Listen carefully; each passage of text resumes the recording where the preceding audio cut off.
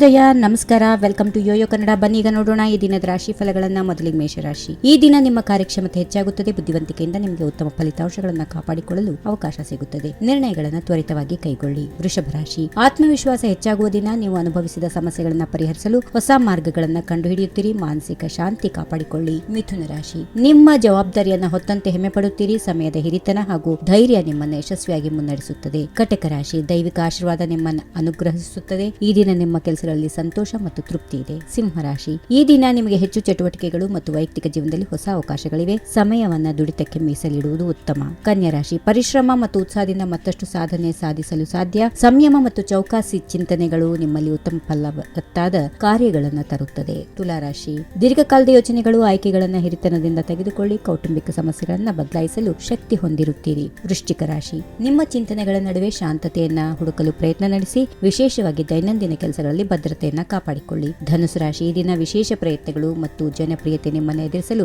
ಸಾಧ್ಯವಾಗುತ್ತದೆ. ತ್ವರಿತ ಕ್ರಮಗಳು ತೆಗೆದುಕೊಳ್ಳಿ. ಮಕರ ರಾಶಿ. ಸ್ವಲ್ಪ ರುಚಿಕರವಾದ ಸನ್ನಿವೇಶಗಳು ಎದುರಾಗಬಹುದು, ಆದರೆ ನೀವು ನಿಮ್ಮ ವ್ಯಕ್ತಿತ್ವವನ್ನ ಬಲಪಡಿಸಿಕೊಳ್ಳಬೇಕಾಗಿದೆ. ಕುಂಭರಾಶಿ. ಕೆಲಸಗಳಲ್ಲಿ ಉತ್ತಮ ಸಮಯ ಇದೆ. ಇನ್ನಷ್ಟು ಅವಕಾಶಗಳು ಪ್ರಾರಂಭಿಸಲು ಹೆಚ್ಚಿನ ಸಂಯಮ ಅಗತ್ಯ. ಕೊನೆಯದಾಗಿ ಮೀನರಾಶಿ. ನಿಮ್ಮ ಮಾತುಗಳಿಂದ ಪರಿಹಾರಗಳು ಇರುತ್ತವೆ, ಆದರೆ ಸಮಯಾನುಕೂಲತೆ ಇಲ್ಲದಿದ್ದರೆ ಸ್ವಲ್ಪ ಸಹನೆಯನ್ನ ಕಾಪಾಡಿಕೊಳ್ಳಿ. ಹೀಗಿವೆ ಈ ದಿನದ ರಾಶಿ ಫಲಗಳು. ಸರ್ವರಿಗೆ ಶುಭವಾಗಲಿ. ಶುಭ ದಿನ. ನಮಸ್ಕಾರ.